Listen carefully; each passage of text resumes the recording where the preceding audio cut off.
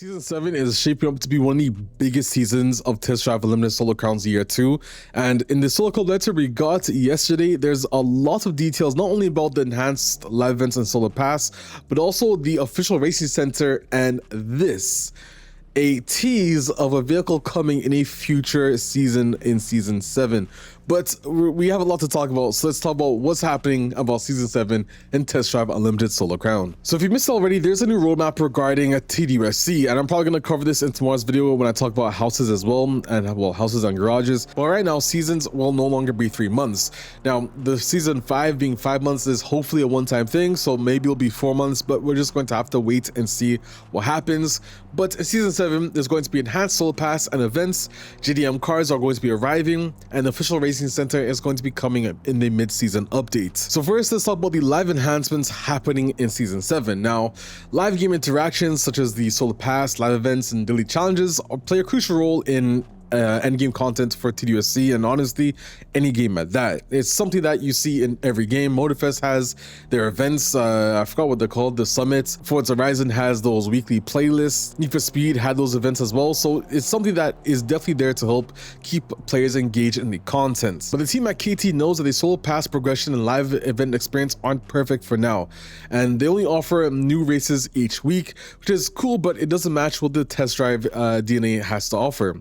On the other hand, the Solo Pass gives you beautiful rewards, but the way to acquire them can be grindy and repetitive.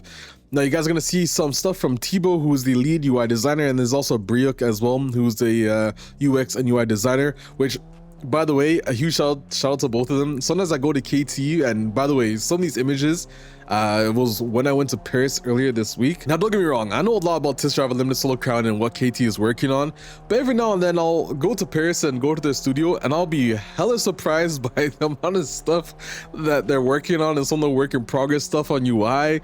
Houses, I won't even talk about that yet, but honestly, we'll see what happens in the next video. But now let's talk about the live events and Solo Pass thing. But they do mention that Season 7 is the perfect time to help improve and enhance what the live experience in TDUSC is. Which, by the way, this is the screenshot that you guys saw on Thibaut's screen. So you can see go to challenge, this back, completes all 8 addict weekly challenges to an exclusive rewards from the live event. You can see money here, plates as an example. Again, this is all work in progress UI, but nonetheless pretty cool. To go in more detail, Thibaut is going to explain it to us. So for Season 7, we want to offer our players new ways to play and earn rewards. And TDUSC is a unique game where racing is an important part of the experience, but it's not the only one. To ensure the experience truly reflects this philosophy, we're introducing a new system based on a variety of challenges. Now, to do this, they had to create an actual live event tab, which you guys can see right here in its full form finally. And as you guys can see on the left-hand side, we have quite a lot here. So there's live events, there's 2 running consecutively at the same time. And then you have a daily challenge. You also have the season challenge here, 72 days left. This is the daily. And you have the live events here on the top. All the way on the other side, you have the rewards just over here. Then looking back, you have all these challenges that are available for the live events. So for example, 15 speed traps in Shanghai. You get some Solo Pass XP, some money. You also have some stuff here, battle 40 members in the clan from the other clan, for example. Get to 99 level in Frim.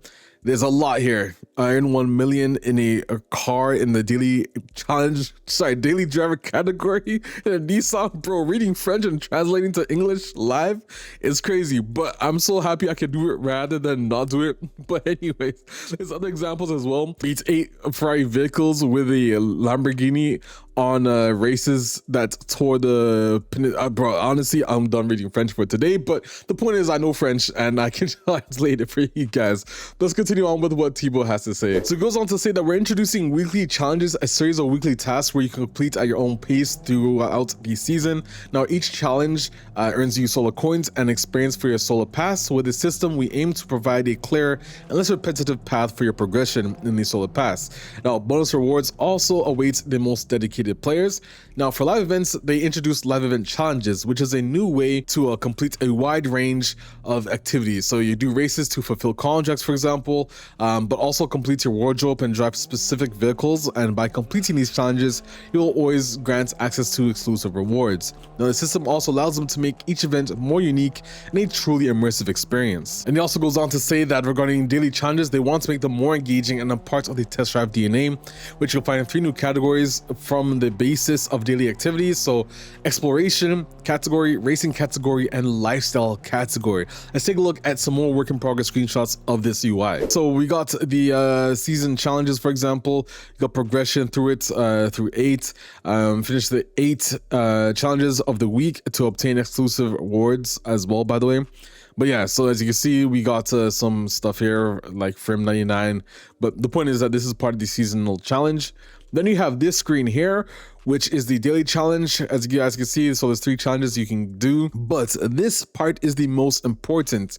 Reroll. If you don't like the challenge you have in this theme, whether it be exploration, race, or lifestyle, you can re-roll it up to 3 times in a daily scene. So each time it refreshes, you can re-roll. But the point is, it helps you get different challenges. For example, you don't like the taxi one, okay, hit re-roll, and you can now get a different challenge within this category. A really cool theme, and it honestly opens up the possibility for players to have much more happiness when they grind for solo pass XP and money and etc. in the game itself. And this alone, I'm certain, is going to help improve the economy as well, because it gives you guys way more stuff to do and way more opportunities to earn a lot more money and XP in the game. Now Guillaume also goes on to say that some events will be bi-weekly at least. Some might actually last shorter or longer than others, but there's also the possibility to have multiple live events in an actual season, and especially for things like partnership live events, which we know Michelin is having one in season 6, and they'll also have one in season 7, which to go with this is going to be pretty cool for players. I'm really certain of it. But next, the official racing center, because this is the next big thing happening in season 7's mid-season updates. So PvP is something that needs to be massively overhauled for Test Drive Unlimited Solo Crown, and this is going to be aiming for season 7's mid-season update. Now there's going to be a dedicated interior unwalkable space on Hong Kong Island by the racetrack, and it has an improved racetrack exterior design, including a pit lane, because right now there's no pit lane in the Hong Kong Island racetrack, but with there being one, I think it opens up a much more role immersion period for players to have in the game. But we have a screenshot here of the ORC from Stefan, who's the art director working on Test Drive Unlimited Solo Crown. You guys can see there's a beautiful exterior piece, and even in the roadmap, there's also a small piece that you can see. But there's also an interior screenshot which we have here. You guys can see that there's a car propped up, there's the ORC and stuff like that. But essentially in this area, players will be able to drop into a matchmaking group with other players and do PvP races on Hong Kong Island and Ibiza. Now, although the ORC is on Hong Kong Island, if you go to the Celine HQ in Ibiza, there will also be a place to do that too. But to explain this feature in much more detail, we have Guillaume, who's going to give you guys some crazy details on it. Wasn't really expecting it, so shout out to Guillaume for that one. But anyways, so the official racing center is a hub where you meet fellow players interested about racing. Now, of course, KT could have just gone simple and done a simple thing at the solo hotel, but this is Test Drive. You got to do the immersion, you got to do the explorable spots throughout the map, and the team has done a really good job with it so far. Now, beyond it being a meeting point, the ORC allows them to create a dedicated PvP gameplay loop. By competing in PvP, you earn a specific PvP currency in addition to other rewards that can be spent in an exclusive shop. Now, they want PvP experience to be truly rewarding, and we know that facing other players can be intimidating, and that's why they want to give you guys some really special rewards, because this is a certain risk that comes with it. Now, regarding the mechanics, you'll be able to sign up for 1 ranked or 1 unranked race per rotation. Now, the duration of these rotations are still being finalized, but it ensures that you'll always find opponents to play with. But there's much more to share, such as the impact on various event spots that are already on the map. But they'll dive deeper into the details in the next Solo Club letter that's dedicated to the actual ORC.